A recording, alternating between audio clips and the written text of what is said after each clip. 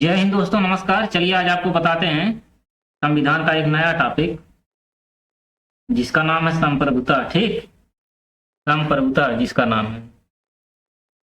चलिए इसको देखते हैं, संप्रभुता किसे कहते हैं। सोवरेनिटी, संप्रभुता। ठीक, चलिए देखते हैं। संप्रभुता, सम मतलब समझ रहे हैं। देखिए सम, एक चीज ध्यान दीजिएगा। सम, सम सम का मतलब जो है स्वयं। इसका मतलब स्वयं। प्रभुता, प्रभुता का मतलब शक्ति या सत्ता। प्रभुता का मतलब शक्ति या सत्ता। तो संप्रभुता का मतलब क्या हो गया?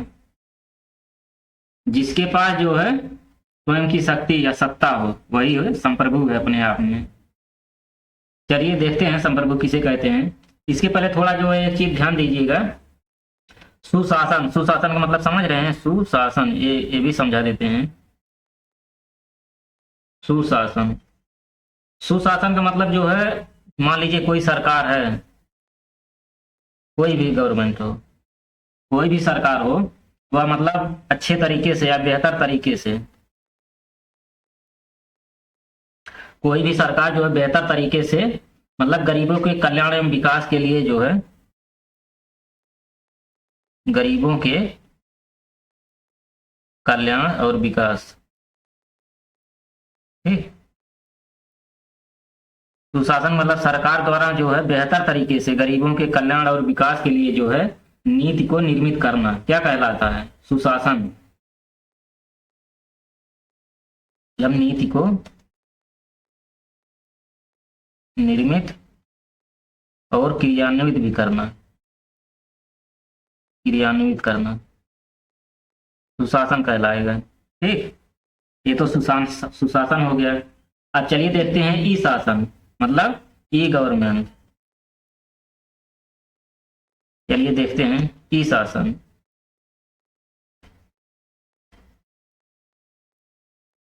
पढ़ने जा रहे थे, क्या पढ़ने लगे, लेकिन ये भी बहुत जरूरी है। छोटे छोटे चीज हैं जिनको जो है बहुत जरूरी है याद रखना। ई शासन, ई शासन का मतलब समझ रहे हैं। मतलब डिजिटल, डिजिटल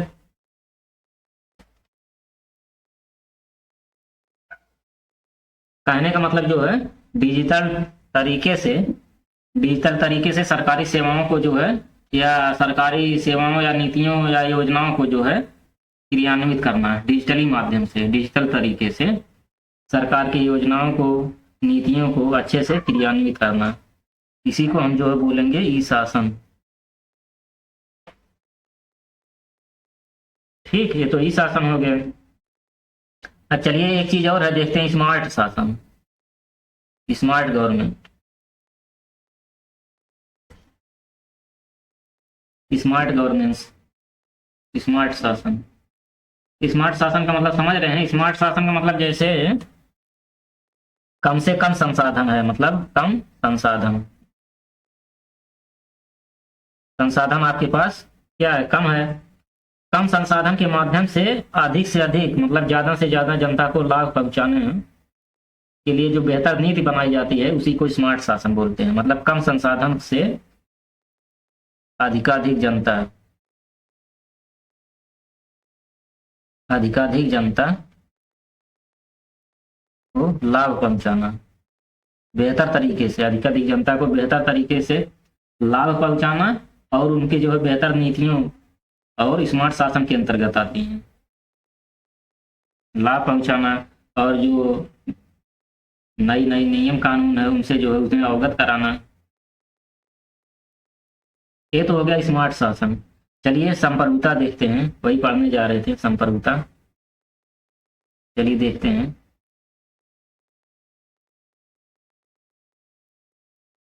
संप्रभुता,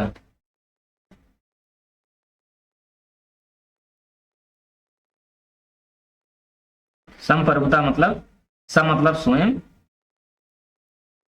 प्रभुता मतलब शक्ति या सत्ता है।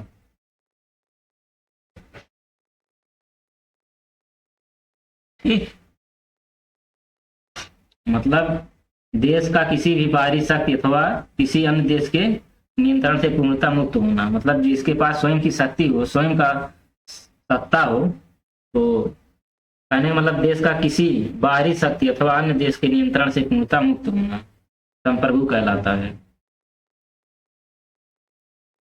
और एक चीज और ध्यान दीजिएगा, संप्रभु का मतलब जो है देश की आंतरिक और बाहरी, आंतरिक और बाहरी, मतलब देश की आंतरिक और बाहरी व्यवस्था का स्वतंत्र स्वतंत्र रूप से संचालन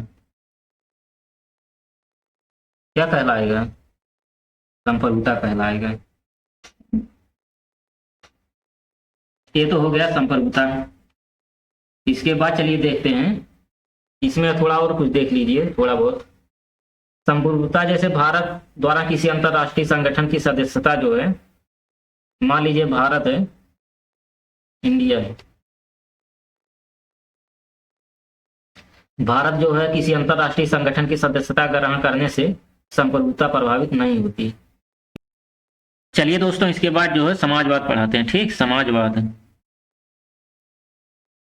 समाजवाद सोशलिस्ट, ठीक।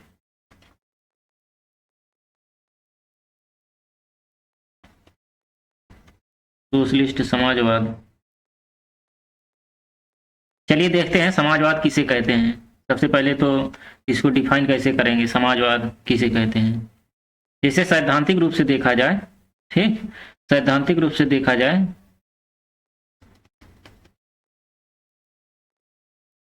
सैद्धांतिक रूप से अगर देखा जाए तो समाजवाद से तात्पर्य जो है, जैसे राज्य है तो मान लीजिए राज्य है, ठीक, और ये राज्य का नियंत्रण जो है उत्पादन प्लस वितरण, नियंत्रण, यही राज्य है, समझिए, यही जो है समाजवाद है। सैद्धांतिक रूप से देखा जाए, मान लीजिए राज्य है, ठीक, राज्य का मतलब राज्य का नियंत्रण जो है उत्पादन और वितरण के साधनों पर है कि नहीं, अगर है तो समाजवादी राज्य है। तो समाजवाद का मतलब समझ गए, समाजवाद का मतलब है कि जो है उत्पादन और वितरण के साधनों पर जो है राज्य के नियंत्रण से है, ठीक, कहने का मतलब उत्पादन और वितरण के साधनों पर राज्य के नियंत्रण से है। और समाजवादी शब्द देखिए, थोड़ा इसको जो है विस्तार से देखते हैं। जैसे 42वां संविधान संशोधन जब हुआ था, 42वां संविधान संशोधन कब हुआ? 1976 में, ठीक। 1976 में जब 42वां संविधान संशोधन हुआ था तो उसी समय उद्देशिका में जो है यह जोड़ा गया, क्या, समाजवादी शब्द, समाजवाद शब्द जो है उद्देशिका में जोड़ा गया, कब? 42वें संविधान संशोधन में। और 42वां संविधान संशोधन कब हुआ था? 1976 में। यहां से आपका जो है 2-3 सवाल बन जाएगा। अब चलिए एक चीज और बताते हैं, भारतीय समाज मतलब भारतीय समाज का तात्पर्य किससे लिया जाता है? भारतीय समाज का तात्पर्य जैसे गरीबी से, भूखमरी से और उपेक्षा, गरीबी, भूखमरी, उपेक्षा, ठीक, इसमें जो असमानता इत्यादि को समाप्त करना है। भारतीय समाजवाद से तात्पर्य यही है, भारतीय समाजवाद का तात्पर्य यही है कि गरीबी जो देश में है, भूखमरी जो है और इसकी उपेक्षा, अवसर की असमानता,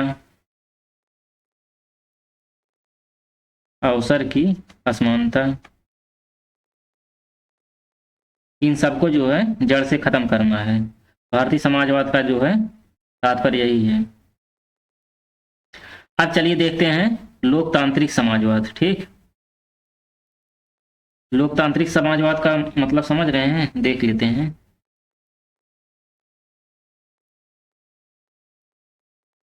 लोकतांत्रिक समाजवाद,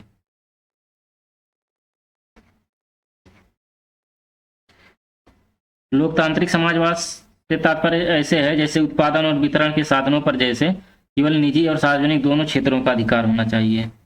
जैसे यहाँ पर जो ऊपर हमने बताया है कि राज्य का उत्पादन और वितरण के साधनों पर नियंत्रण होना चाहिए, तो वैसे जो है यहाँ जो है उत्पादन और वितरण, इन दोनों पर जो है राज्य के निजी और सार्वजनिक, ध्यान से सुनिएगा, निजी और सार्वजनिक मतलब कोई भी हो, निजी और सार्वजनिक, ठीक, निजी और सार्वजनिक दोनों क्षेत्रों का जो है बराबर अधिकार होना चाहिए।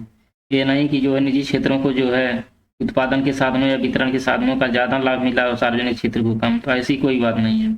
उत्पादन और साधनों के वितरण का जो है, उत्पादन और वितरण के साधनों का जो है दोनों को, निजी और सार्वजनिक दोनों ही क्षेत्रों को जो है बराबर बराबर अधिकार, दोनों क्षेत्रों को अधिकार मिलना चाहिए।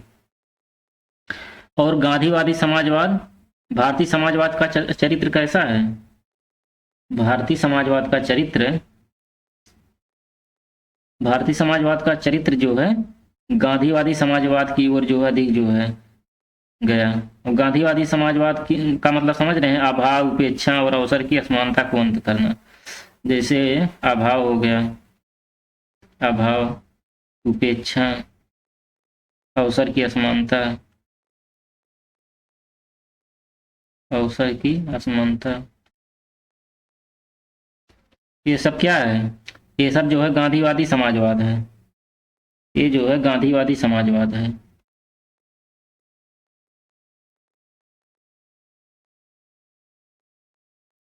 यह जो है गांधीवादी समाजवाद है। और भारतीय समाज का चरित्र जो है यही गांधीवादी समाजवाद है कि इन सबको जो है अंत करना, अभाव, उपेक्षा, अवसर की असमानता, इन सबको जो है अंत करना है। तो सवाल पूछ सकता है कि भारतीय समाज जो है गांधीवादी समाजवाद है, कैसा समाजवाद है? तो आपका जवाब होगा कि भारतीय समाजवाद गांधीवादी समाजवाद पर आधारित है। सीधा सीधा सवाल बनेगा कि भारतीय समाजवाद गांधीवादी समाजवाद पर आधारित है। आपका जवाब यही होगा। क्यों? क्योंकि जो है भारतीय समाजवाद में जो अभाव, उपेक्षा, अवसर की असमानता, गरीबी, सबको जो है कम मतलब खत्म करने की बात कही गई है। और ये सब किस पर आधारित है? गांधीवादी समाजवाद पर आधारित है। तो सीधा सीधा जवाब हो गया कि भारतीय समाजवाद जो है गांधीवादी समाजवाद पर आधारित है। सीधा आंसर आपका यही होगा। चलिए दोस्तों, मिलते हैं नेक्स्ट वीडियो में। तब तक के लिए जय हिंद, नमस्कार दोस्तों।